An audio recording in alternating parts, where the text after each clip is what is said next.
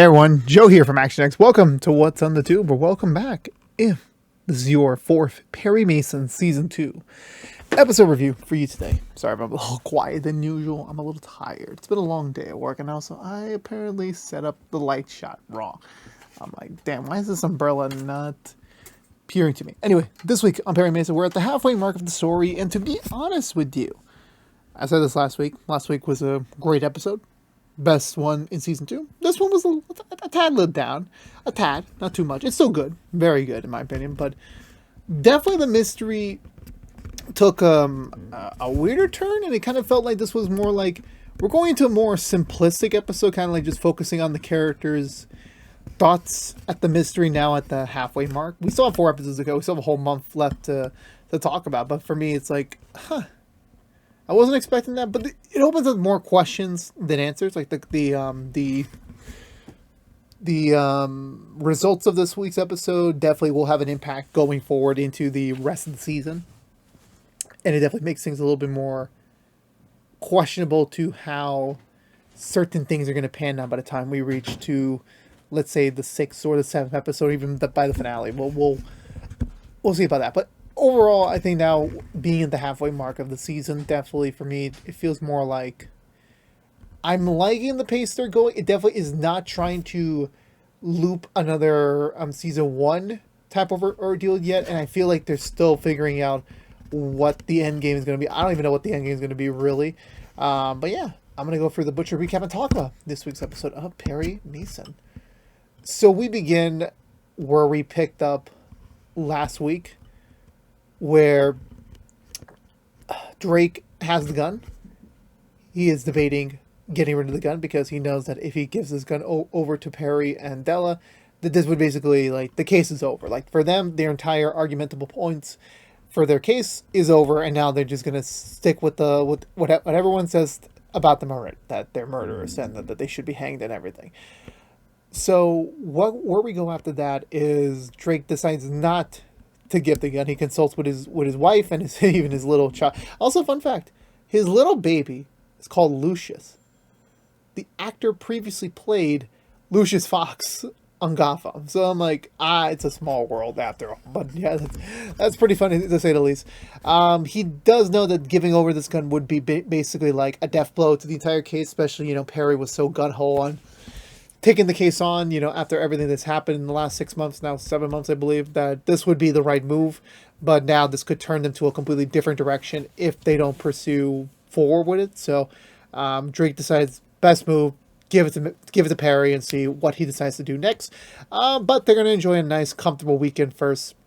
Della's still kind of reeling from the realization that Emily's dead, and just having to think about that, even like by the time she sends home the assistant, the secretary, she looks at one of the last postcards and not postcards, a letter and Emily's picture, and we get like a little bit of like a pseudo flashback where we see Emily kill herself. Like, how does she kill herself? And honestly, it was actually kind of surprising they brought back the actress. I honestly thought they were just going to cast a look-alike and just have her from the back view, but they actually brought back the actress. So I'm like, oh, okay, damn. I mean, I don't know how that conversation must have been like, hey, we want you to come back in season 2, but you're gonna kill yourself.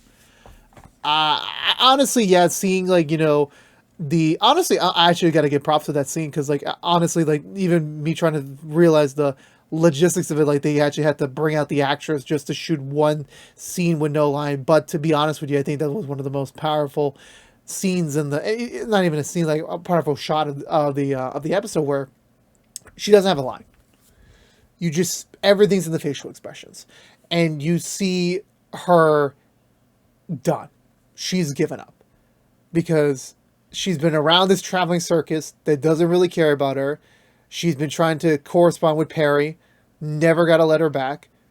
She has no husband, no child, no family. She's all alone. So I'm like, yeah, I'm not surprised that she doesn't want to live anymore. And like, Okay, before I go any further, if this is a serious topic, if you do have thoughts, if you have thoughts of suicide and you have depression, like there are plenty of places to go to call. If you don't have a support system like friends or family, there are plenty of free phone numbers online that you can call to get like someone to talk to you for free and talk to you and just see what the problem is. Uh, but for Emily, she never had that, and it sucks. It really sucked. And I don't have a child, so I don't even, again, I don't even know how the pain must feel. But to be so isolated from the world and from everyone, that I'm not gonna say she did the right decision, but it was a decision that I understand. And for Della, who's just processing this, while Perry's had a little bit more longer time, and you could still say he's still dealing with it in his own way. But Deli calls over Anita, the woman that she's been kind of seeing, but not really officially seeing, over to kind of like just I need someone to take my mind off things, to take the pressure off, and even Anita doesn't even need to get a much of an explanation, but she just says get in. They decide to go to Palm Springs for the weekend, get a little getaway. Immediately presses Della with just this little quiet but still very luxurious villa that she has. She even gives her a view of the mountains going into the sunset, and that triggers Della to like, what the heck? She kisses her. They go back to her house to have sex, basically for the whole weekend. And honestly, I'm gonna give a like unfair shout out to I think the actress's name is Molly Cook, or is that the previous? I forget. She played the Mike Baxter's daughter from Last Man Standing, who left when she was cast in this show back in season 1 and didn't come back to that show. The thing I forgot about to say about that is that again, she's not seen this season at all. Like again, like they weren't an official couple, but it was someone that Della was kind of with. Like it was just kind of like companionship. So I'm like, you can't really excuse her. I mean, you could at least talk to her, say, hey, I'm having genuine feelings about someone, so maybe we could take a pause on it. I don't know. Like it would, communication's obviously always key over here. Perry gets his son over for the weekend, trying to get some more father-son bonding time, decides to take him out to a little bit of horseback riding. Perry is a pretty good, actually, I never actually realized he does know how to ride a horse, but he's trying to teach his son, but it's not really working out so well for him. He's kind of struggling to really get the reins, no pun intended. And then his teacher shows up all of a sudden. I'm still learning the teacher's name. I know it's played by the woman from Fantastic Beasts 1 and 2 and Cameo in 3. So yeah, immediately, like, she's is only here because she works on the weekend. She needs that extra money, even acknowledging that, yeah, teachers do not get paid that much, and, she could afford a little bit of an extra income, and she gets to be around the horses, so that's why she's here. So she basically teaches Teddy how to really properly ride a horse while Perry watches by, and we get to know a little bit more about their character. Obviously, my feelings of that, does she have a thing for Perry is not 100% clear. Kind of is, more strengthened in this episode with her, like, talking to Perry more, kind of being more open to her. I think her name is Ginny. Her name is Ginny. Now I remember. She's recently divorced, but kept the last name because it sounded better than her previous last name. She moved to LA to get a fresh start, to get a fresh new beginning, and yeah, she's finally getting to live her dream of exploring the West Coast and actually being here. Which honestly, after living in the West Coast for a week, I'm not doing that ever again. I'll gladly go back, but I'm not gonna spend another freaking week there. Maybe I will. Who knows?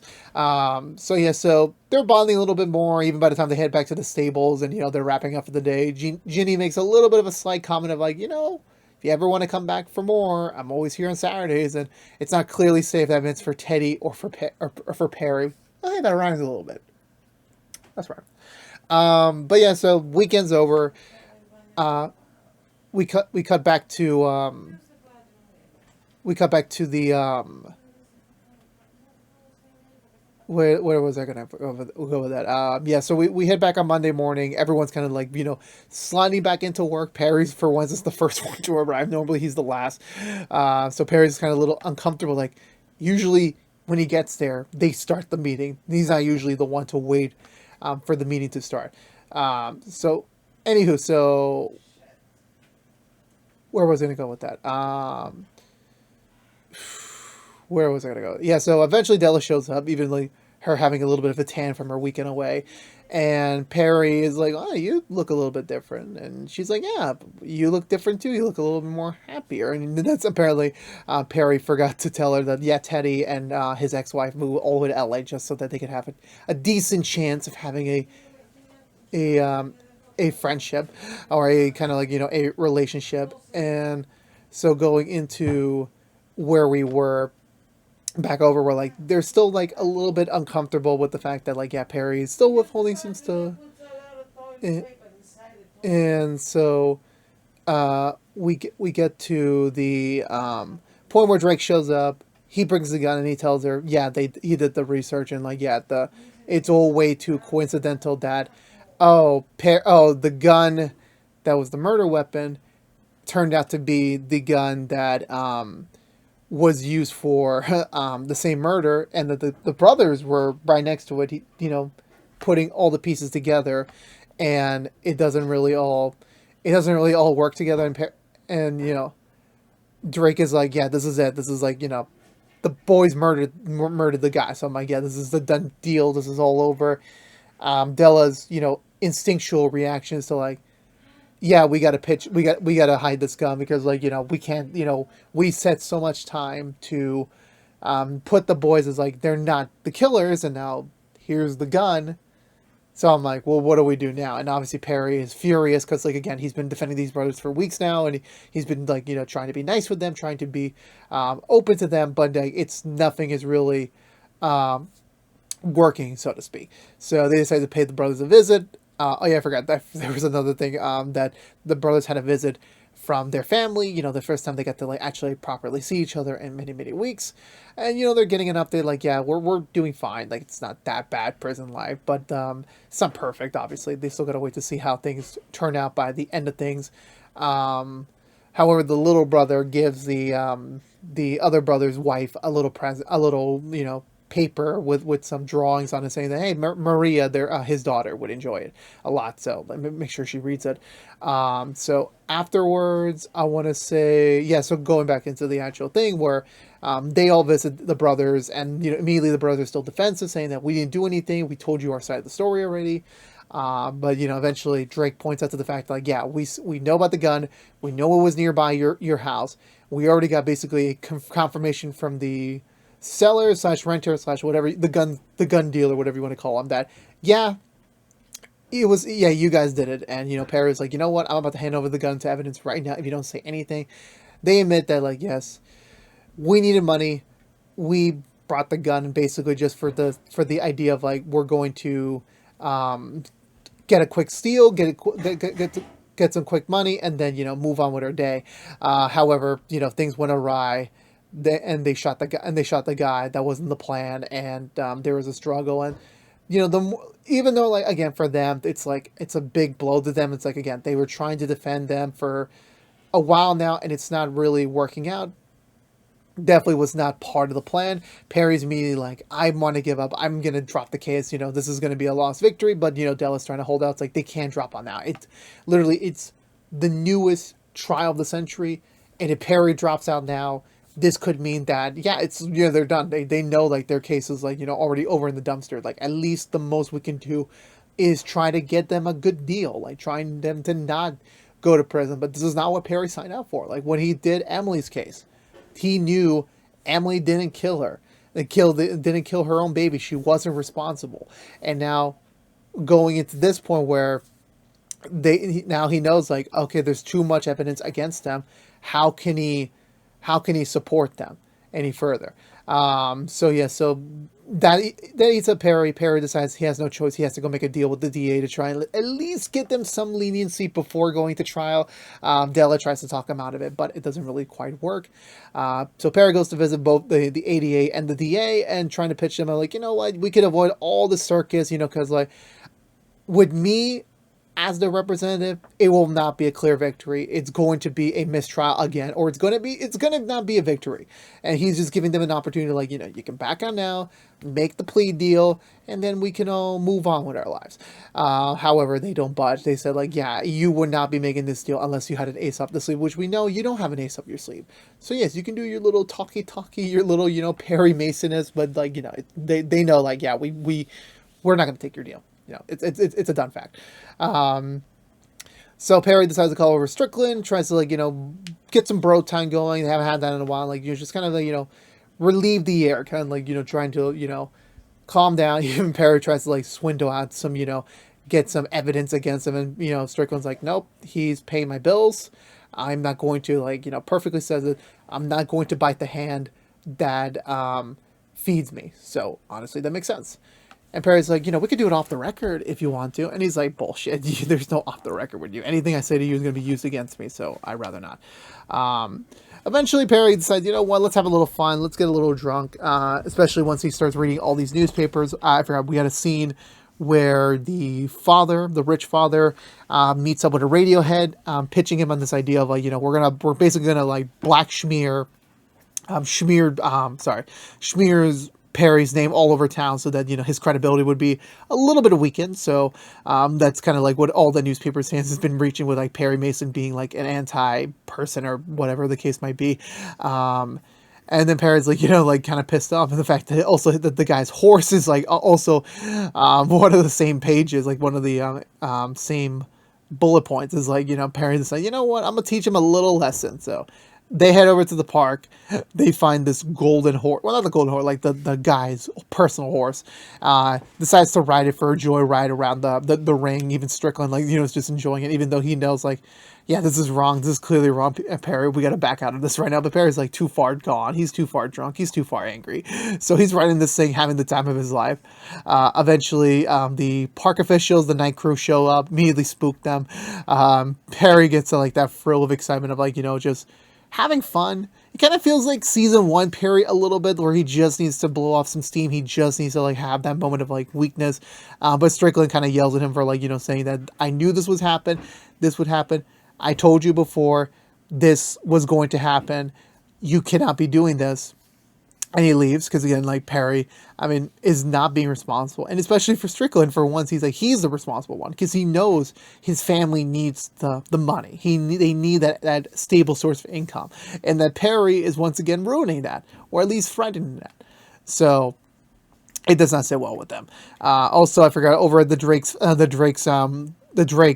sort of family home, Drake is getting chewed out by his brother's friends for calling him, like, like a traitor, and, trying to, like, call him, like, oh, Sherlock Holmes doesn't really know what's really going on. But his brother kind of calmed down a little bit from the last episode, says that it's not his fault. He's not a bad person. He made a mistake. We all make mistakes. So all we could do is just, move forward. And honestly, that was a nice sentiment. Brothers, family always, are going to have problems, but you can count on them to come through when it counts. So I want to say afterwards from that, we get to, where do we get to that? I forgot. But yeah, so even then we get another scene with the Drakes when they're alone, even the babies, like, went over with the rest of the family, and they're just, him and his wife are having, like, a moment of clarity, a moment of peace, just, like, having, some, quality couple time. But of course, Drake's got his head around the case, still saying that something's a little bit off, that everything seems too perfect, that the brothers committed to everything. All the evidence seems to be like a point ironclad for the DA. Something has to be off here. Clearly something is wrong here. This is all way too coincidental. Everything's lining up way too easily for them. He's thinking, like, there's got to be something up. There's something had to happen for the brothers to flip, because this is just way too perfect.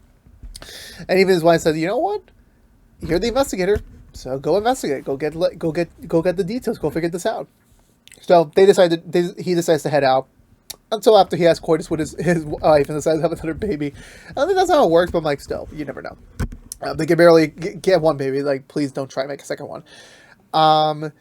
Della, in the meantime, decides to pursue other angles to try and, like, figure out more about the... again, Della's approach is to try and minimize the brother's verdict at all costs.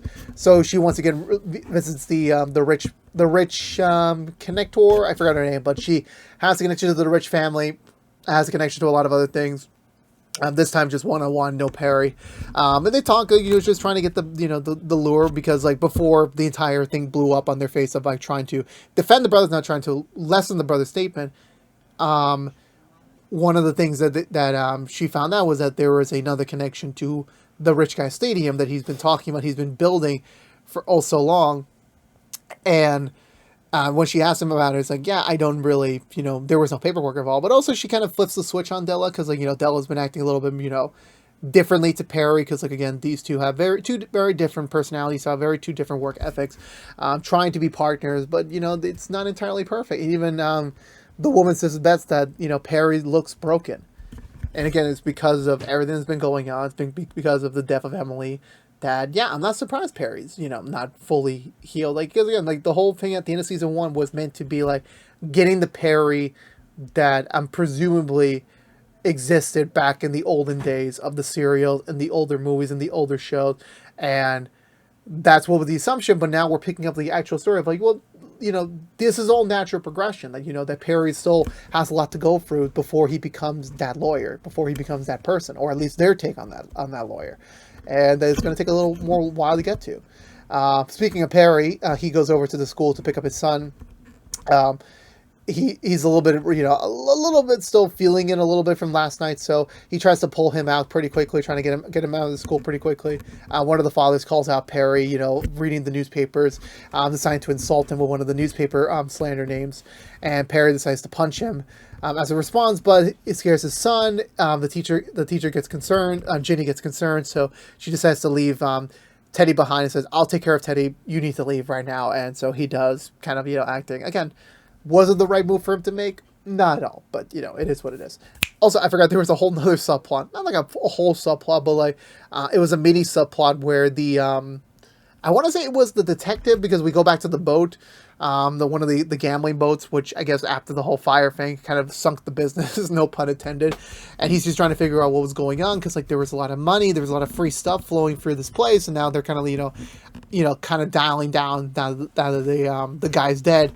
So he decides to hit up the vegetable manufacturer. So I just realized, so that wasn't like an automobile plant, it was just a vegetable plant, or something like that. He's trying to figure out what's up, like what was the deal, what was the money going on, how did he get the free stuff? No one's giving him answers except that one dude that actually survived. Like, so, and the end of episode 2, when the guy got like his face crushed by like, I guess a crusher or something. Oh, he didn't die. He's still alive. It was just like a really big mark.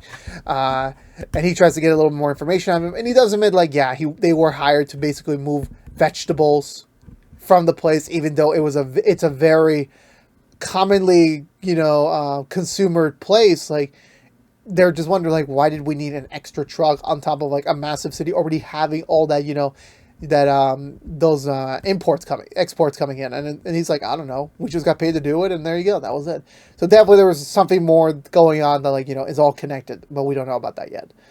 I want to say we come back to Drake. He goes back to the small town, meets up with the gunsmith again, this time bribing him with food and beer, trying to get more information. And he's slowly giving out information, saying that, okay, yeah, the brothers did rent out the gun, but it was mostly just for target practice, nearby with bottles of all things. And that was about it. Nothing really perfect. So definitely, Drake's starting to get more like information about like what he needs to know. Like maybe the brothers weren't it after all, but he needs to figure that out again. I want to say after that, we come back to Perry in his apartment. He's smoking, kind of like wants to get depressed about the whole world. He gets a knock on the door. It's Ginny. All she has to tell him is that, yeah, don't worry, Teddy's fine. I smooth things over with the principal.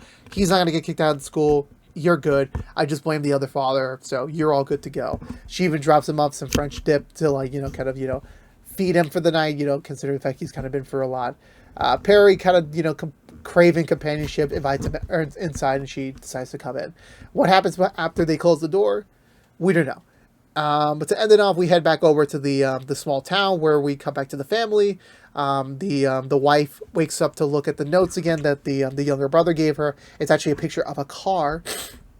So she figures out that the car is not that nearby not that far from their house, so she decides to walk over there, which I'm like, I don't know if that's the right move. I don't know if that's the right move. Like, I thought at any moment she could die, but no. So she heads over to the this like little small barn like area. She goes into the back. She finds the car. She looks underneath the car and she finds a satchel full of money. But then the mom finds her and she asks her what's going on, and that's where we kind of cut the black and ending the episode off with a kind of like a mini cliffhanger. Not really the biggest cliffhanger, but like still like something like very much expanding the question, what the hell's going on?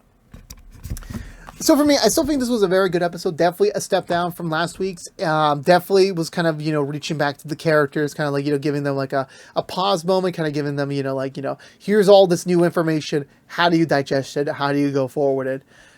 Perry kind of like dipping his toes in like two different ponds here, where like it feels like season 1 Perry as well as trying to be the new Perry is kind of like him trying to have that division of identity where he wants to be better, he wants to be good, he wants to be a good dad, but at the same time he's still deep down that's still the same Perry Mason we saw back in episode 1, the gun hole, independent cocky self that we do know and love, but like this is not the Perry that we need right now. He definitely needs to like realign his chakras and figure out how does he solve this case, not solve the case, how does he defend the brothers, how does he make himself morally accepted that this is the path he has to do.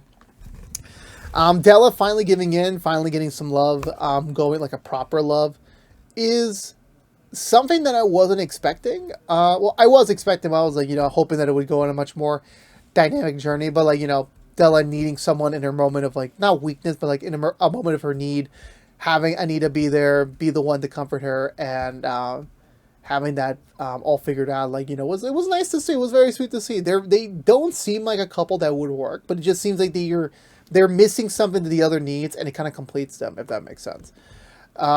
Drake continuing his path of like, trying to kind of pseudo redeem himself after the whole misfortunate behalf in the first episode. Definitely him still trying to like, figure this all out. It seems like Drake is like really the one that's going to have to drive this home, really try to figure it out, even though he thinks he cracked the case. It just seems like there's more beneath the surface that, than they're leading on, so to speak. And other than that, like, also Perry's new potential relationship with Ginny is like, I don't know if that was like kind of predictable, not predictable, but more like kind of like, was it what we really need? Because like, yeah, he does have that other pilot, but like merely that pilot was just trying to sleep with him just to get his house. So I'm like, have they, hooked up afterwards? I really don't know, but still, it's still very much of like, big old question mark in my opinion. But otherwise for me, I think this was still a very good episode. Definitely progressed the mystery in a new direction that I wasn't expecting. Again, there's still a lot of unsolved answers. Definitely the Rich family took a backseat this episode to focus more on the brothers and, their reaction and how their supposed revelation affected everyone else.